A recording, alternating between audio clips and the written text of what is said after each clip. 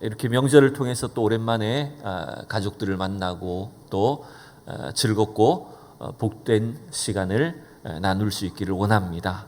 특별히 오늘 또 우리 교회를 찾아주신 모교회를 또 방문해 주신 우리 성도님들께 진심으로 감사를 드립니다. 저도 잠깐이지만 고향을 내려가서 가족들과 예배를 드리고 또 저희는 이제 항상 명절에 또 아버님 생신이 있어가지고 이렇게 또 생신 축하도 하고 또 명절도 지키고 그러고 돌아왔습니다. 우리는 하나님 나라에서 한 형제 자매로 부름받은 성도들입니다. 그래서 각자 교회가 다르기도 하고 사는 지역이 다르지만 어쩌면 우리는 천국에 가면 다 한 교회 성도로 만날 사람들인 것입니다. 그래서 그런 인사를 보통 하죠. 천국에서 만날 사람을 미리 만났습니다. 이렇게 말을 하는 겁니다. 그래서 교회는 여러분 어쩌면 우리가 나중에 가게 될 우리의 본향인 천국을 미리 경험하는 자리가 되는 것입니다. 그래서 어머니의 품과 같은 교회를 통해서 하나님 주시는 그 위로와 사랑을 여러분 풍성하게 누리는 성도들이 되셨으면 좋겠습니다. 저도 이제 막내 아들이라서 그런지 모르겠지만 고향을 가면 저희 어머니가 이제 작년에 80이 넘으셨는데 항상 이제 어머니 앞에서는 어린아이처럼 이렇게 하소연도 하기도 하고 여러 가지 일들 이렇게 미주알 고주알 이렇게 얘기를 하는 거예요. 저희 집사람이 제가 어머니랑 이야기하는 거 듣고 깜짝 놀랐대요. 말을 하도 많이 해가지고 어머니하고 밤에 잠 안 자고 계속 얘기를 하니까 밤이 아니었나 하여튼 낮이었는데 졸린 시간에 계속 이야기를 주고받으니까 뭔 얘기를 그렇게 많이 하냐고 그러더라고요. 왠지 저는 어머니 앞에 가면 이렇게 다 이야기를 하고 제 마음을 털어놓고 싶고 그런 게 있는 것 같아요. 특별히 여러분 우리 육신의 어머니가 있을 수도 있고 이미 세상을 떠나셨을 수도 있지만 여러분 어머니의 품과 같은 교회 공동체를 통해서 날마다 하나님의 그 사랑과 위로를 누리는 성도들이 될 수 있기를 축원합니다. 지난주에 이어서 오늘도 이제 마태복음 16장에서 우리는 예수님이 꿈꾸시는 교회, 예수님이 계획하시고 의도하시는 교회에 대한 말씀을 함께 나누어 보기를 소망합니다. 여러분 세상적으로 보면 교회는 참 미약해 보이기도 하고 아무것도 아닌 조직처럼 보일 때가 있습니다. 여러분 세상 사람들이 뭐 교회에 대해서 그렇게 신경을 쓸까요? 뭐 선거철에나 신경 쓸지 모르겠습니다. 그러나 저는 그렇게 생각합니다.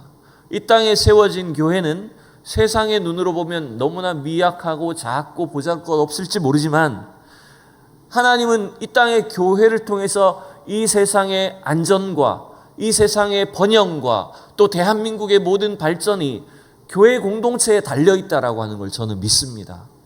여러분의 인생과 여러분의 가정이 여러분의 삶이 건강하기를 원하십니까? 그러려면 여러분 우리가 섬기는 우리가 다니는 교회가 건강한 교회가 되어야 됩니다. 여러분 대한민국과 우리 이 한반도가 하나님의 보호하심과 인도하심 속에 있기를 원하십니까?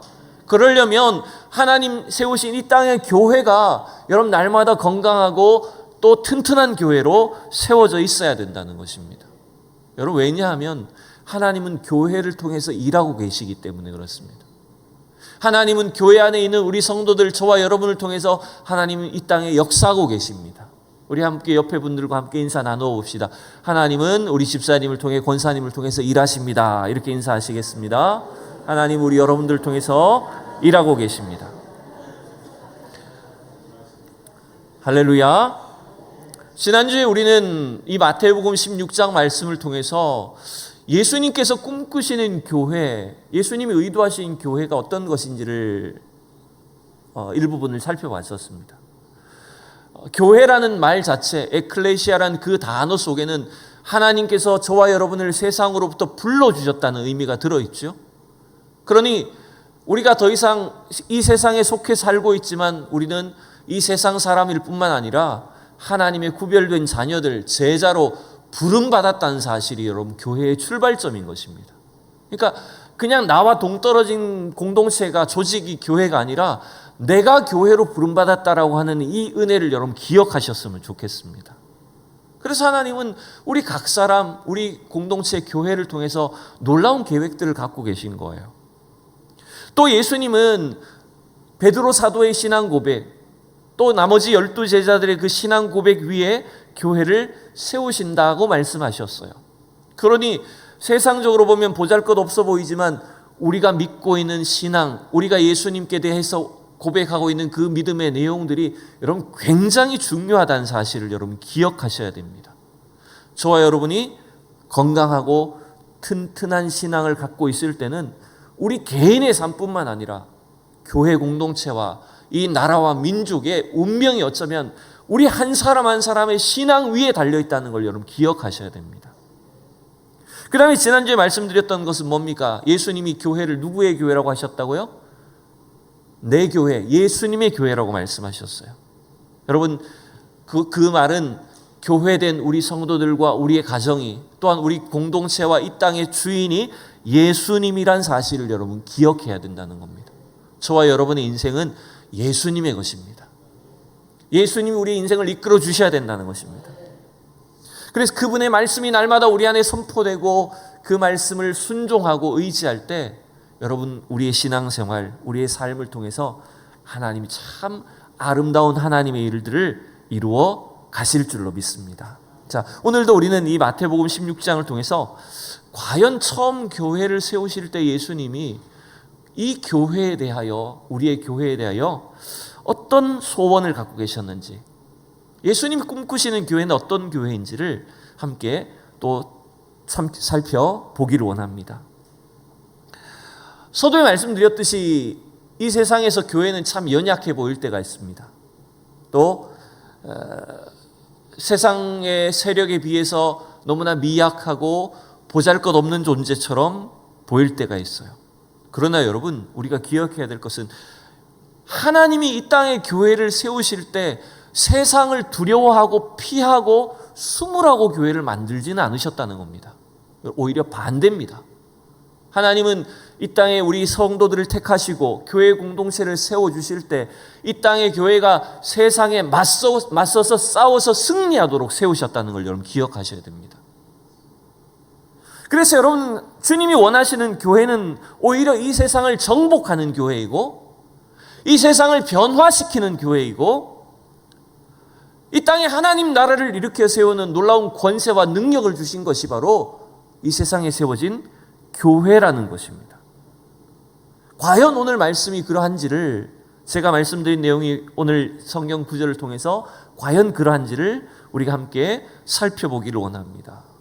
자, 저는 오늘 세 가지 단락으로 한번 이 말씀을 정리를 해봤는데, 첫 번째는 여러분 보시면 예수님이 꿈꾸시는 교회는, 이 땅에 시작하신 교회는 어떤 교회이냐면 죄악의 도시 가운데 세우신 교회라는 겁니다. 죄악된 이 세상 한가운데에 사실은 예수님이 주님의 교회를 세우셨다는 거예요. 이 땅에 세우신 교회는 여러분 뭔가 저 산속에 깨끗하게 구별된 곳에 세워진 교회가 아닙니다. 오히려 죄악과 우상이 가득하고 온통 세상은 타락한 가운데 있는 그 한가운데에 교회를 세우셨어요.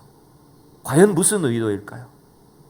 하나님은 복음을 통해서 이 죄악된 세상을 변화시키고 또 이 땅 가운데 하나님 나라를 세워가기를 원하셨던 것입니다. 여러분 오늘 본문을 시작하는 13절 말씀을 다시 한번 보실까요? 13절만 같이 읽어봅시다. 시작. 예수께서 빌립보 가이사랴 지방에 이르러 제자들에게 물어 이르되 사람들이 인자를 누구라 하느냐. 아멘. 지금 예수님이 제자들을 데리고 가신 장소가 어디라고 되어 있습니까? 가이사랴 빌립보 혹은 빌립보 가이사랴에 예수님 가셨다고 되어 있습니다. 여러분 이건 단순히 지금 이 마태복음 16장의 장소를 그냥 표현한, 단순히 장소만 표기한 것이 아닙니다. 예수님의 이 말씀은 이 장소와 사실은 굉장히 밀접한 관련이 있는 것입니다. 지금 예수님이 제자들을 데리고 가이사랴 빌립보에 가실 때에는 예수님이 공생애를 하신 지 3년째가 되는 해입니다. 이제 3년간의 공생애를 사역을 다 마치시고 예수님은 이제 예루살렘으로 올라가실 준비를 하고 계신 것입니다. 왜 올라가실까요? 십자가를 지러 올라가셔야 되죠. 그런데 지금 예수님이 가신 방향은, 제자들을 데리고 가신 방향은 사실은 예루살렘에서 거꾸로 반대 방향, 북쪽으로 올라가고 있습니다. 제가 지금 포인터가 없어가지고 좀 넘기기가 그런데, 자, 자막을 보시면 지도가 너무 작죠. 글씨가 작지만 여러분 보시기에 아래쪽에 원으로 표시되어 있는 데가 어디냐면 예루살렘입니다. 이스라엘 지도는 저렇게 남북으로 길게 이어져 있어요. 수도로 여겨졌던 그 당시에 성전이 있던 예루살렘은 저 남쪽에 위치해 있는 것입니다. 오늘 제자들과 예수님이 올라가신 그 가이사랴 빌립보는 어디냐면 저 북쪽 제일 끄트머리 있어요. 저 끄트머리에 산이 하나 있는데 그 산이 여러분 성경에 나오는 헐몬산, 헤르몬산입니다. 그 헐몬산 바로 밑에 기슭에 있는 도시가 바로 빌립보 가이사랴였던 것입니다. 그러니까 방향이 여러분 예루살렘으로 가신 게 아니라 완전히 거꾸로 가신 거예요. 왜 거기 가셔서 이 말씀하셨을까? 한 가지 이유를 생각해 본다면 그겁니다. 이제 예수님은 3년간의 공생애를 마치시고 예수님이 과연 이 땅에 왜 오셨는지, 궁극적인 이 땅에 오신 사역의 목적이 무엇인지를 이제 분명하게 선포하시고 세상 가운데 예수님이 누구신지를 알리시는 겁니다. 그래서 예수님이 바로 이 땅에 오신 하나님의 아들이시고 온 인류를 죄악 속에서 구원할 메시아 그리스도라는 사실을 선포하신 거예요. 지도를 다시 한번 보여주시면 여기서 이제 예루살렘으로 이제 내려오시게 되는 겁니다. 그러니까 결국 예수님은 어쩌면 일종의 선전포고를 하고 그 가이사랴 빌립보에서 출발을 하신 거예요. 근데 더군다나 이 가이사랴 빌립보는 굉장히 독특한 지역입니다. 제가 이제 사진 하나만 준비를 했는데, 여러분 이 지역은 지금 저 지형을 보시는 것처럼 이제 고대 옛날의 이제 모습을 상상으로 그린 거예요. 지금은 이제 돌로 된 유적만, 무너진 유적만 남아 있을 뿐입니다. 그 가이사랴 빌립보에 가면 헐몬산 기슭의 이 절벽 밑에 굉장히 화려하고 이 거대한 신전들이 위치해 있습니다. 저 신전은 이 가이사랴 빌립보라는 동네 자체가 여러분 그 당시에 갈릴리의 분봉왕이었던 이 헤롯 왕에 의해서, 헤롯 빌립에 의해서 세워진 도시입니다. 그래서 이 헤롯 빌립은 로마 황제를 높이면서 이 도시를 건설할 때 로마 황제를 기린다는 의미로 가이사랴라는 이름을 붙인 거예요. 그러니까 빌립이 가이사 황제에게 바치는 도시입니다라는 의미로 가이사랴 빌립보라고 이름을 붙이게 된 거예요. 그러면서 여러분 동시에 저 신전에다 뭘 만들었을까요? 고대로부터 이 사람들은 저 신전에다가 로마 황제를 신으로 모시는 거예요.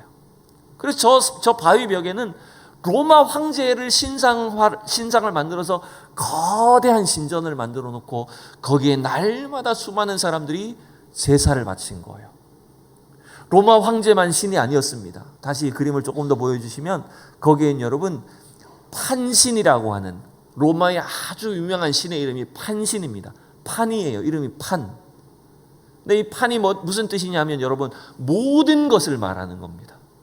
모든 것을 다스리는 그 신을 판신을 섬겼는데, 우리가 왜 악기 중에 펜플룻이라는 악기 있죠, 그죠? 그 펜플룻이 바로 판신이 부는 악기다, 이런 의미인 겁니다. 그래서 그 판신이 플룻을 아주 잘 연주를 해서 사람들을 이제 유혹에 넘어가게 만들었다, 이런 신화가 있는데 그게 판신이었던 거예요. 그러니까 이 당시에 가이사랴 빌립보는 로마 황제를 신으로 섬겼고 그 다음에 판신도 섬겼고 뿐만 아니라 이 지역의 고대로부터 바알을 숭배하는 아주 유명한 신전이 이 지역에 위치해 있었다라고 하는 거예요. 예수님은 지금 저 장소에서 제자들에게 자기가 누구이신지를 나타내신 거예요. 일단 물어보고 계신 거죠. 자, 우리 성경 구절로 들어가서 보면 예수님이 뭐라고 물어보셨죠? 제자들에게 사람들이 나를 누구라 하느냐라고 이렇게 물었어요. 그때 사람들은 예수님이 구약에 나오는 예레미야나 선지자 중 다니엘이나 또 세례 요한이나 사람들이 충분히 기대할 만한 그런 선지자 중에 하나라고 합니다 라고 이렇게 대답을 한 거예요. 예수님이 진짜 관심을 갖고 계셨던 건 뭡니까? 그러면 너희는 나를 누구라 하느냐라고 예수님이 이렇게 물으셨던 거죠. 그때 우리가 잘 아는 것처럼 베드로가 뭐라고 신앙 고백을 합니까? 뭐라고 대답해요? 주는 그리스도시요 살아계신 하나님의 아들이십니다. 우리말 성경은 여러분 주라고 번역도 있지만 이 헬라 원문에 보면 당신은 이라고 되어 있습니다. 당신은 그리스도시고 당신은 하나님의 아들이십니다 라고 말하는 거예요. 여러분 이게 무슨 뜻일까요? 세상 사람들은 당신이 누군지, 예수님이 누군지에 대해서 별 관심이 없습니다. 그나마 조금 기대와 소망을 갖고 있는 사람들은 예수님이 혹시나 구약의 그 예레미야나 구약의 유명한 선지자 엘리야나 이런 선지자 중에 한 명이 아닐까라고 기대한다는 거예요. 그러나 베드로가 경험한 예수님, 베드로가 믿는 예수님은 누구라는 겁니까? 세상 사람들은 예수가 누군지 알지 못하지만, 예수를 무시하지만 베드로는 그 예수님이 바로 하나님의 아들이시고 이 땅에 오신 메시아 그리스도라는 사실을 나는 믿습니다라고 고백했다는 거예요. 여러분 이거 굉장히 중요한 의미가 있습니다. 여러분 한번 저 그림을 한번 우리 머릿속으로 생각을 해보십시다.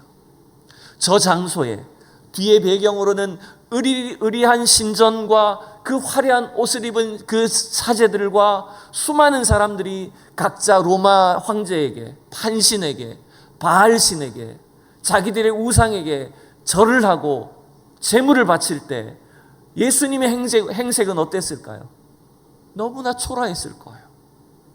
예수님과 12제자의 무리는 너무나 초라하고 후줄근한 옷을 입고 남루한 옷차림으로 보잘것없는 모습으로 서 있었을 거예요.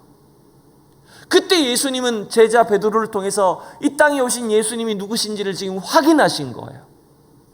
여러분 결국 이게 뭘 의미합니까? 이 땅에 오신 예수님은 이 세상이 봤을 때는 너무나 초라한 모습이었다는 거예요.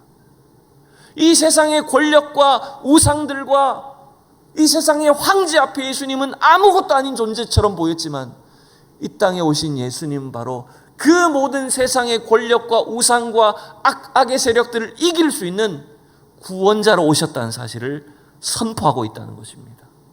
여러분 지금도 마찬가지입니다. 지금도 하나님이 저와 여러분을 세상 속에서 구원하시고 택하여 주실 때 우리에게 이 믿음을 확인하고 싶어 하십니다. 세상 속에 있는 우리 가운데 묻고 계시는 거예요. 너희는 과연 나를 누구라 하느냐라고 묻고 계신 거예요. 그때 우리가 뭐라고 대답해야 될까요? 세상적인 눈으로 보면 예수님은 너무 초라해 보입니다. 예수님은 아무것도 아닌 분처럼 보입니다. 그러나 우리에게 성령님이 우리에게 믿음을 주셔서 예수가 그리스도이시고 하나님의 아들이신 것을 여러분 믿게 하신 것입니다. 그 신앙으로 우리를 세상 속에서 교회로 택해 주신 거예요. 여러분 교회는 이 악한 세대, 어둡고 또 타락한 이 세상 속에서도 예수 이름을 믿고 선포하는 자들을 통해서 이 어둠의 세력을 이기게 하시는 것입니다. 그 능력을 우리에게 주셨다는 거예요. 그래서 오늘도 어쩌면 이 주님의 질문 앞에 저와 여러분이 대답해야 된다는 겁니다. 우리가 더 이상 이 죄악된 세상의 가치관, 로마의 황제, 물질 문명, 세속주의, 타락한 이 땅의 문화가 판을 치는 이 세상 가운데 우리가 그 흐름과 유행을 쫓지 아니하고 우리는 예수 그리스도를 구주로 주님만 믿고 따라가겠습니다 라고 하는 그 신앙, 여러분의 신앙을 고백할 수 있기를 진심으로 축원합니다. 여러분에게 한번 질문 드려보고 싶습니다. 여러분들은 세상의 성공과 또 우상과 물질 문명, 이 세속주의의 가치관이 아니라 하나님 나라의 가치관, 예수 그리스도가 여러분의 구주이신 것을 믿고 예수님의 가치관을 따라 이 세상을 살기로 여러분 작정하십니까? 여러분 그렇다면 여러분은 이 세상 속에 지금 하나님의 교회로, 하나님의 나라로 부름받은 줄로 믿습니다. 두 번째, 여러분 예수님께서 꿈꾸시는 교회는 연약한 사람을 통해서 세우시는 교회라는 것입니다. 앞서 말씀드렸듯이 황제의 땅에서, 황제가 하나님이 되어 있는 이 세상 속에서 그 세상 권력과 타락을 따라가던 사람들이 더 이상 그 세상의 가치관을 따르지 아니하고 예수 그리스도의 가치관으로 살아가겠다라고 하는 것이 여러분 이 베드로의 신앙 고백인 거예요. 여러분 그 고백을 들을 때 예수님 얼마나 기뻐하셨을까요? 17절에 보면 예수님께서 그래서 이렇게 말씀해 주시죠. 17절 18절 읽어볼까요? 시작. 예수께서 대답하여 이르시되 바요나 시모나 내가 복이 있도다. 이를 내게 알게 하니는 혈육이 아니요 하늘에 계신 내 아버지시니라. 또 내가 내게 이르노니 너는 베드로라. 내가 이 반석 위에 내 교회를 세우리니. 아멘. 여러분 그 베드로의 신앙 고백을 예수님은 너무나 기뻐하셨어요. 그러나 그 신앙 고백을 알게 한 분은 누구라고요? 하나님께서 베드로에게 그 믿음을 주셨죠. 인간으로 봤을 때는요, 이 베드로는 너무나 부족한 사람이었습니다. 혈기가 앞선 사람이었고 또 충동적이었고 수많은 결점과 단점들이 있는 사람이 바로 이 베드로였다는 거예요. 근데 예수님 그 베드로를 더 이상 시몬이라고 부르지 아니하시고 너는 이제 뭐라고요? 베드로라고. 너의 그 믿음의 반석 위에, 너의 그 신앙 고백 위에 내가 내 교회를 세우시겠다. 결국 이 말은 무슨 뜻이냐면 인간 베드로가 위대한 것이 아니라는 겁니다. 오히려 반대입니다. 하나님이 세우시는 교회, 예수님이 꿈꾸시는 교회는 연약한 우리를 통해서 이 땅에 세우시겠다는 거예요. 여러분 그 사실을 믿으시기 바랍니다. 교회는 하나님의 은혜로 예수 그리스도가 참으로 누구이신지를 알고 그분을 믿는 자들을 통해서 세워지는 겁니다. 근데 여러분 이 약점 많고 허물 많은 이 베드로를 통해서도 하나님 교회를 세우시겠다고 하신 겁니다. 여러분 이게 이 베드로의 약점이 연약함을 우리가 금방 또 알 수가 있어요. 그 다음에 넘어가서 보면 22절에 보면 이런 구절이 나옵니다. 그럼 자막을 넘겨보실까요? 22절에 보면 예수님께서 이제 십자가에 못 박히셔야 된다는 사실을 이야기할 때 베드로가 어떻게 합니까? 베드로가 예수님을 막습니다. 그때 보면 베드로가 예수를 붙들고 항변하여 이르되 절대로 그런 일이 없을 겁니다. 제가 있는데 절대로 그런 일이 안 생깁니다. 라는 식으로 자신만만하게 대답하는데 이 구절을 영어로 좀 찾아보면 베드로가 어떻게 했다고 하는지 압니까? 예수님을 베드로가 딴 데로 끌고 가서 욕하기 시작했다. 이런 의미가, 야단치기 시작했다. 이런 의미가 있는 거예요. 베드로가 여러분 우쭐해져 가지고 금방 예수님이 칭찬을 해주시니까 예수님이 십자가에 못 박히셔야 된다는 그 일에 대해서 자기가 이제는 가로막겠다는 거예요. 도리어 예수님을 야단치기 시작했다는 거예요. 그때 예수님 베드로에게 뭐라고 하셨죠? 사단아 뒤로 물러가라라고 하셨죠. 왜 이런 구절까지 성경 기록해 놓았을까요? 그만큼 이 베드로가 하나님께서 놀라운 신앙 고백을 하기는 하셨지만 그 베드로 안에는 인간적인 약점들이 여전히 남아 있었다라고 하는 걸 보여주는 것입니다. 여러분 교회는 주님께서는 이 땅의 교회를 우리의 그 약점과 그 단점을 통해서도 얼마든지 세우실 수 있다는 사실을 여러분 기억하셔야 됩니다. 사랑하는 성도 여러분, 교회는 바로 여러분들 위해 세워지는 겁니다. 저와 여러분의 연약함에도 불구하고 우리의 단점과 모자람에도 불구하고 주님은 이 땅에 우리의 가정을, 우리의 직장을, 우리의 삶을, 우리의 공동체를 하나님의 교회로 세우시기를 원하시는 겁니다.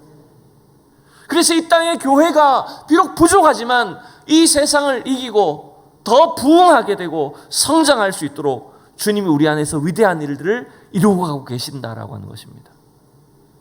여러분 저와 여러분의 모든 약점과 단점, 부족한 점에도 불구하고 하나님이 우리를 통해서 주님의 위대한 교회를 세우고 계심을 여러분 믿으시기 바랍니다. 그래서 저와 여러분은 예수님의 꿈인 거예요. 이 땅의 교회는 주님의 꿈이라는 겁니다. 마지막 세 번째입니다. 예수님이 꿈꾸시는 교회는 어떤 교회냐면 음부의 권세를 이기는 교회입니다. 우리가 18절을 다시 한번 보실까요? 어떻게 되어 있습니까? 또 내가 내게 이르노니 너는 베드로라. 내가 이 반석 위에 내 교회를 세우리니. 마지막 읽을까요? 시작. 음부의 권세가 이기지 못하리라. 여러분 여기서 음부의 권세라는 말은요, 여러분 성경의 각 주에도 돼 있으시겠지만 권세라는 말은 대문을 말하는 거예요. 대문이 왜 권세일까요? 쉽게 말하면 지옥문을 열고 닫을 수 있는 힘이니까 그건 권세입니다. 어둠의 권세입니다. 지옥의 권세를 말하는 겁니다. 그런데 타락한 이 세상 속에 세워진 교회에 주님이 무슨 권세를 주신다고요? 그 지옥의 권세를, 음부의 권세를 이기는 더 큰 권세와 능력을 주신다는 겁니다, 여러분. 여러분 이걸 한번 생각을 해보십시오. 두 개의 세력이 있는 겁니다. 이 땅에 세워진 교회 안에는 하나님이 주시는 권세와 능력이 있고, 반대로 이 세상 어둠의 세력은 그 지옥의 권세, 어둠의 권세가 있는 거예요. 그 두 개의 권세가 날마다 충돌합니다. 자연히 여러분 교회는 이 세상 어둠의 세력, 그 지옥의 세력, 그 권세가 우리를 끊임없이 공격하고 시험하고 넘어뜨리기 위해서 유혹할 것입니다. 그런데 여러분 한 가지 우리가 확신해야 되는 것이 있어요. 그 공격은 끊임없이 계속되지만 여러분 주님이 붙잡아 주시는 교회, 주님이 주인 되시는 교회는 절대로 넘어지지 않는 줄로 믿습니다. 그 지옥의 권세를 오히려 이긴다는 것입니다. 2000년 교회의 역사 속에서 하나님은 교회가 절대로 실패하게 하지 않도록 우리를 지켜주셨습니다. 오늘 우리는 이 말씀을 통해서 우리의 생각과 패러다임을 좀 전환시켜야 됩니다. 여러분, 교회는 어쩌면 우리는 교회가 이 세상 속에서 늘 소극적이고 사단의 공격에 수비만 하고 뭔가 방어만 잘해야 되는 것처럼 이렇게 생각을 해왔습니다. 그런데 오늘 예수님이 말씀하신 교회는 반대라는 겁니다. 오히려 교회에 주신 권세로 그 음부의 문을, 그 지옥의 권세를 쳐부수어 이기도록 하시겠다라고 하는 겁니다. 여러분, 예수님이 이 땅에 세우신 교회의 무기가 뭘까요? 교회의 무기는 딴 게 아닙니다. 예수 그리스도의 복음입니다. 보혈의 능력입니다. 십자가의 능력입니다.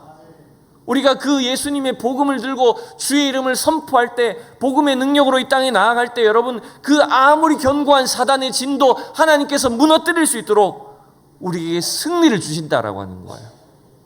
그래서 주님도 약속하셨잖아요. 천국 열쇠를 내게 주리니 땅에서 매면 하늘에서도 매일 것이고 땅에서 풀면 하늘에서도 풀릴 것이라고 했습니다. 여러분, 이 보혈의 능력 앞에 어떤 사단의 견고한 진도 무너지게 될 줄로 믿습니다. 여러분, 음부의 권세를 이기는 교회가 이 땅에 어디 있을까요? 사실은 저와 여러분이 바로 이 사단의 세력, 음부의 권세를 이길 수 있도록 주님이 세우신 교회인 줄로 믿습니다. 여러분의 가정이 교회이고 우리 공동체가 교회이고 우리가 모인 구역과 기관과 우리 이 조직들이, 소그룹들이 주님의 교회라는 거예요. 그래서 오늘도 이 세상에 세워진 우리의 교회는 사탄의 견고한 진을 무너뜨리는 강력한 주님의 도구가 되는 줄로 믿습니다. 그래서 우리는 오히려 담대하게 복음을 선포해야 됩니다. 여러분, 믿음으로 기도하십시오. 예수 이름으로 선포하십시오. 복음으로 맞서십시오. 그럴 때 여러분이 음부의 권세가 무너지는 역사를 경험하게 될 줄로 믿습니다. 여러분, 이게 하나님의 꿈입니다. 이게 주님이 우리 교회를 향해서 갖고 계신 놀라운 꿈과 계획인 줄로 믿습니다. 오늘도 우리가 주님의 이 계획을, 이 꿈을 우리 자신의 것으로 품고 기도하고 나아갈 때 주님께서 오늘 약속하신 대로, 계획하신 대로 이 세상을 변화시키는, 열방을 변화시키고 위대한 주님의 구원을 이루어 가실 그 주님의 역사가 우리 교회와 우리 한국교회를 통해서 일어나게 될 줄로 믿습니다. 우리가 함께 이 꿈을 꾸고 담대하게 전진해 나가는 우리 성도들이 될 수 있기를 축원합니다. 기도하겠습니다. 존귀하신 하나님, 주님의 은혜를 감사합니다.